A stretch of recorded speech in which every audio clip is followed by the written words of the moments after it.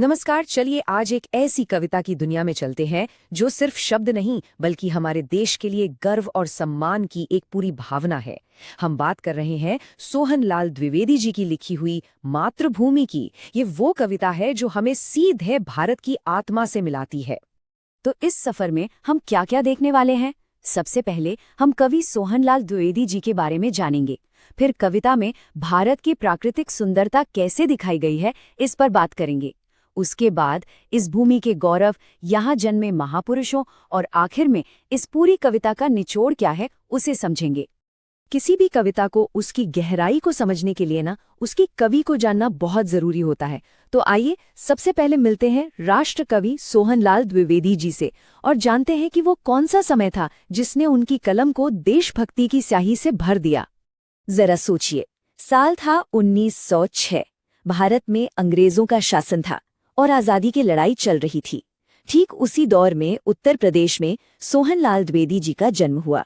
उन्होंने अपनी कलम को ही एक तरह से हथियार बना लिया। उनकी कविताएं सिर्फ कविताएं नहीं थी, वो आजादी के तराने बन गईं, जिन्होंने लाखों लोगों के दिलों में देशभक्ति की एक जबरदस्त आग जलाई। तो चलिए अब सीधा कविता में उतरते हैं। इसके पहले हिस्से में द्विवेदी जी शब्दों से भारत का एक ऐसा नक्शा बनाते हैं जो एकदम जीता जागता लगता है। कविता की शुरुआत ही देखिए कितनी शानदार है। एक तरफ आसमान को छूता हुआ हिमालय जो हमारे देश के मस्तक जैसा है और दूसरी तरफ उसके पैरों को धोता हुआ समुद्र। ये सिर्फ भूगोल की बात नहीं है, ये तो भारत की शक्ति और उसके गौरव का प्रतीक है। यहाँ पर ये जो सिंधु शब्द है, इस पर जरा गौर कीजिए। कवि ने समुद्र को सिर्फ पानी का एक बड़ा स्रोत नहीं माना, बल्कि उसे एक भक्त की तरह दिखाया है जो पूरी श्रद्धा से भारत माँ के पैर चूम रहा हो। क्या कमाल की कल्पना है। पहाड़ों और समुद्र की इस भव्यता के बाद कवि हमें ले चलते हैं भारत की जीवन रेखाओं की तरफ, यानी हमारी नदियों की ओर। ये वो नदियां हैं जो इस जमीन को सींचती हैं, इसे हरा भरा और जिंदा रखती हैं। और फिर आता है ये शब्द त्रिवेणी। ये सिर्फ 3 नदियों के मिलने की जगह नहीं है, ये तो हमारी आस्था और संस्कृति का बहता हुआ संगम है। गंगा, यमुना और अदृश्य सरस्वती का वो पवित्र मिलन जहां अध्यात्म और संस्कृति एक साथ बहते हैं। अब कवि हमें भारत के दिल में ले जाते हैं। जरा महसूस कीजिए, घने आम के बाग हैं, कोयल की मीठी आवाज गूंज रही है और चंदन की खुशबू वाली हवा चल रही है जो तन मन में ताजगी भर देती है। ये एक ऐसी तस्वीर है जिसे आंखों से ज्यादा मन से महसूस किया जा सकता है। ये शब्द अमराइया सिर्फ आम के बागों के बारे में नहीं है, ये तो भारत की खुशहाली, इसकी समृद्धि का प्रतीक है।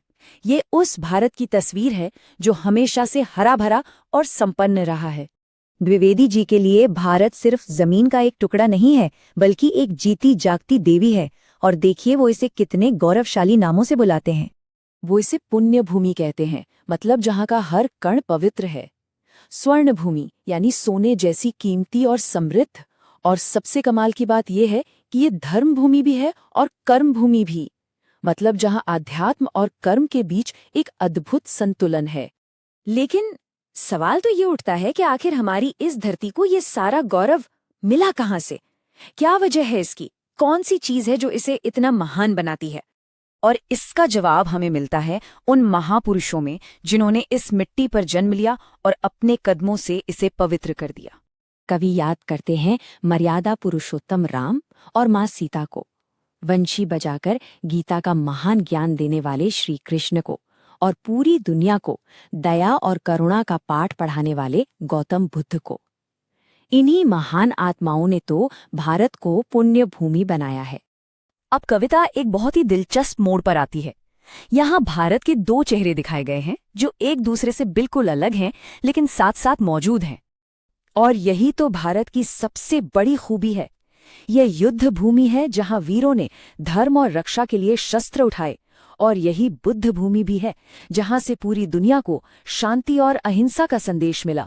शक्ति और शांति का ऐसा संगम और कहाँ मिलेगा? तो चलिए अब इन सारी बातों को एक साथ पिरोते हैं और समझते हैं कि मातृभूमि कविता का असली संदेश, इसका असली सार क्या है। तो कुल मिलाकर ये कविता सिर्फ भारत की खूबसूरती का बखान नहीं करती, ये हमें हमारी जड़ों से जोड़ती है। ये हमें बार बार याद दिलाती है कि हमारी भूमि कितनी सुंदर, पवित्र, वीर और शांत है, ताकि हमारा दिल अपनी मातृभूमि के लिए हमेशा गर्व से भरा रहे।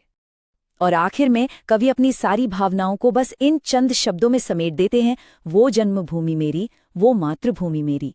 ये लाइनें सिर्फ कवि की नहीं, हम सबके दिल की आवाज बन जाती हैं। और ये हमें एक सवाल के साथ छोड़ जाती हैं, क्या हम भी अपनी मातृभूमि से ऐसा ही गहरा जुड़ाव महसूस करते हैं?